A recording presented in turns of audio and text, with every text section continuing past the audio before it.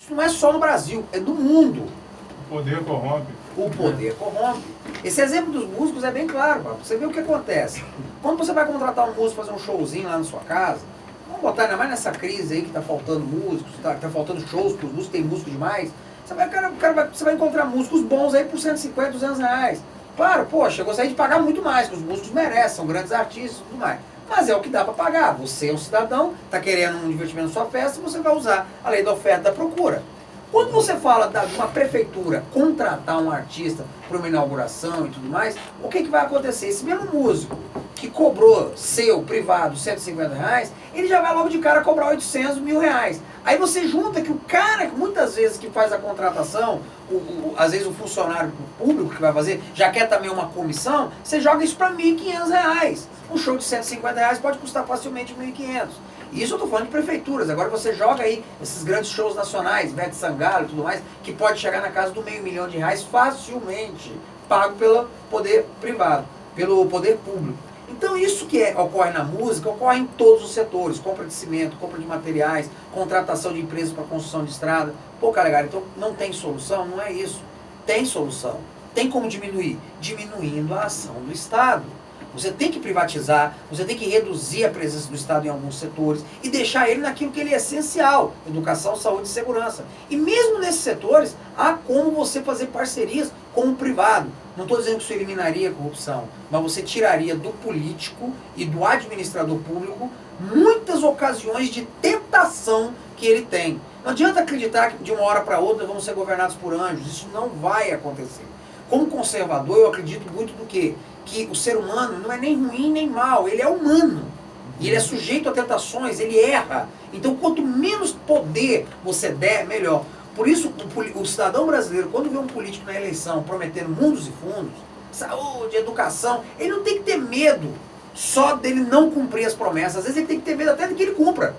Porque ao cumprir, ele pode estar gastando 10 vezes mais do que deveria e deixando você literalmente sem dinheiro. Ou com uma carga tributária brutal, como a gente tem no Brasil. Tem uma frase que fala que grandes homens se tornam grandes políticos. Não, grandes homens podem se tornar políticos, mas jamais grandes políticos seriam grandes homens, né? Que é essa lei de corrupção que existe aí, né? Eu acredito que existem bons políticos, eu acredito que existe, mas é uma frase boa, porque nos leva a ter ceticismo. A gente não pode idolatrar realmente político. E se não idolatra político, não podemos também idolatrar o Estado. Temos que reduzir o peso do Estado. Eu também acho que não pode generalizar, né? Mas o povo também tem muita culpa nisso. Porque o próprio povo que xinga o político é o povo que o elege, mas é o povo que dá dinheiro pro guarda, é o povo que não devolve o troco, é o povo que acha um celular, falando aqui do interior, né? E não entrega mesmo sabendo quem é o dono, é o povo que fura a fila, é o povo, sem generalizar, porque tem muita gente que não faz isso, mas infelizmente nós temos uma grande parte que assim age. Então nós temos um político que ele é a cara do povo que ele governa. Não é a cara do povo, mas pelo menos de boa parte desse povo. Ele é um pouquinho pior que o povo, mas o povo precisa ser educado. Sim, a gente vê essa caracterização nos dias de hoje com relação a você ver a discussão hoje entre se votar em candidatos a presidente, que o cara tá lá sendo condenado, mas porque ele esmolamente, né, deu a algumas pessoas alguns direitos e tal, o cara sobressai essa questão. É herói pra muitos. Exatamente. Então, quer dizer, o cara tá errado, mas ainda tem gente que defende, porque enxerga que aquilo ali seria uma, né? É o jogo de interesse. É o jogo, A diminuição do tamanho do Estado e da concentração do poder é uma saída.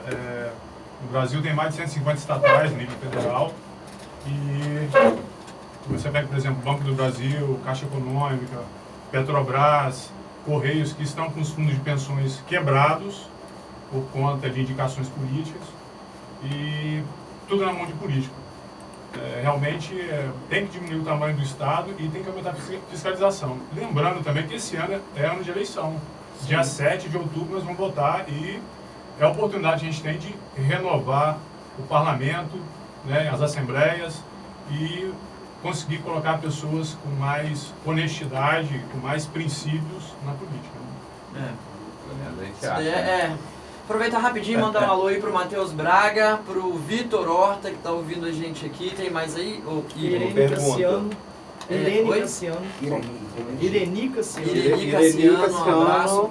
Ela quer saber o que você acha da corrupção se tornar crime hediondo e se a reforma da Previdência poderia começar pelos privilégios políticos. Bom, vamos responder. Acho que tá saindo só não. Tá saindo não? Agora? Não, tá não. Só. Agora vai. Agora tá saindo? Não. Agora? Não. Aí. Agora tá indo. Agora foi. Show. Vai. Então, vamos lá, vamos responder as duas perguntas. A primeira pergunta sobre se deveria ser crime de onda. Bom, por um lado, olhando o meu emocional, deveria ser crime de onda e até passível de pena de morte, na minha opinião. Eu acho que vagabundo que rouba, vou dar um nome aos bois, vagabundo que rouba dinheiro de merenda escolar, dinheiro de ambulância, ele é um assassino. Ele é um assassino. Se não vamos falar de pena de morte, que ofende às vezes os sentimentos cristãos dos ouvintes ou dos cidadãos brasileiros em geral, o brasileiro abomina a pena de morte, a verdade é essa, mas pelo menos um trabalhos forçados para reeducar esse caboclo, ele deveria ser punido. Mas também vai uma questão, aumentar as penalidades por si só vai resolver o problema? É aí que tá. Gilmar solta. Temos também esse problema. E é muito legal isso. Você chamou a atenção do judiciário. É. O problema, eu sou servidor do judiciário, tem muita gente boa na justiça, muito juiz legal, muitos ministros de tribunais superiores que são decentes, mas vamos falar a verdade, a corrupção não é só no executivo e no legislativo, não é só político. Tem muito juiz canalha no Brasil também. E o problema é que o judiciário brasileiro, ainda nos últimos anos, aproveitando-se da omissão... você vê essa questão da greve. Estão querendo fazer greve por causa do salário. Os caras ganham mais de 30 mil reais. Tipo assim, eu acho que o juiz até deve ser bem remunerado mesmo. Mas enfim, estamos vivendo uma situação difícil no Brasil. Então, veja bem, só a questão do aumento de penas não vai resolver o problema da corrupção. Seria justo, seria um exemplo, uma forma de dar o exemplo. Mas nós temos que mexer no que? Nesse problema da interferência do Estado em certas coisas que não cabem ao Estado. E você vê, por exemplo, em nível federal, o Estado brasileiro ele criou um hábito perverso, que é o quê? Ele abre mão, muitas vezes, do serviço público, da empresa estatal, ou daquilo que ele deveria fazer, mas ele não abre mão da renda daquilo. Vamos falar a verdade, estradas. Nós temos a BR-101, foi privatizada, né? O Estado brasileiro abriu mão de tomar conta da sua rodovia. Bacana. Mas você está pagando menos impostos por isso? Não. Até mais, né? E está pagando pedágio. Então é como se você... A redução do tamanho do Estado no Brasil, quando eles fazem essa redução, infelizmente eles fazem redução de custos para eles, Estado. Mas não de impostos para o cidadão, que seria o adequado. Sim. E aí você vê, por exemplo, prefeituras também que vão na contramão. A prefeitura estatiza, como é que eu posso dizer, privatiza o que não precisaria. Às vezes fazer um calçamento de uma rua, um serviço simples, que tem trabalhadores braçais contratados na prefeitura, ela prefere contratar uma empresa de parente, de não sei o que lá, e faz um negócio superfaturado e gera um custo danado. Pô, você contratar a empresa para fazer um serviço de alta complexidade, eu entendo. Agora, um serviço de baixa complexidade, que já é da função essencial da prefeitura, deveria ser exercido por ela. Então, às vezes você criar apenas um crime, uma penalidade brutal, violenta, você vai satisfazer lá o clamor popular naquele momento, mas as causas reais da corrupção vão continuar ali, que é esse conluio perverso entre poder público e certos empresários que tem aqui no Brasil. Não, assim, igual você vai ver o município, às vezes vai lá, faz uma licitação de 500 mil reais para você poder fazer manutenção de automóveis, que quando na verdade você compraria uma frota com isso. Exatamente. E aí é obrigação de quem? Da fiscalização o quê? De vereador, né? Exatamente. Já se é municipal, o cara tá achando absurdo aquilo, tem que ir atrás do vereador dele e falar, e aí, cadê você nessa hora? Só que o vereador tá mais preocupado em dar carona, tá mais preocupado arrumar em gasolina. arrumar gasolina, arrumar consulta. Não todos, temos grandes vereadores em todos os municípios, mas o que te nota é que na média o vereador tá mais preocupado em ser um assistente social do que em fazer o trabalho dele de fiscalização, legislação e tomar conta do município. E ainda acha que 3 mil é pouco. Qual é a pergunta? Desculpa aí, a pergunta. Na segunda? Não, a primeira. Do crime de honra. Isso deveria ser crime de honra. A corrupção. Isso. O problema é que quem vota são os deputados e os senadores. Então é muito difícil de passar uma legislação dessa. Em segundo lugar, complementando a ideia do nosso convidado aqui, infelizmente, os crimes A pena de morte e os trabalhos forçados são proibidos no nosso país porque faz parte do artigo 5º, que é considerado cláusula pétrea pelo parágrafo 4º do artigo 69 da Constituição. Então, eu também sou a favor de que presos, né, trabalhem, mas infelizmente é inviável, é impossível de se votar tal tipo de legislação. Isso que o Papo falou é muito verdadeiro.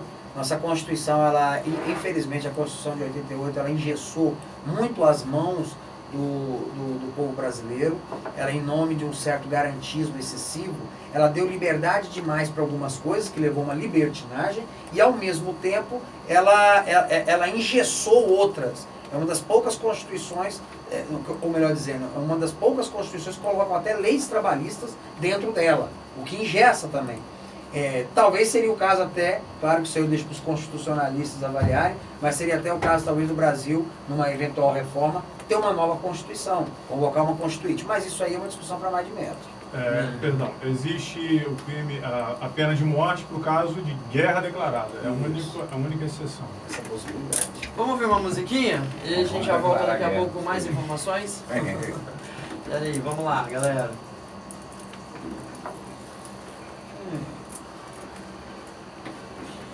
Massa demais. Tá legal, né?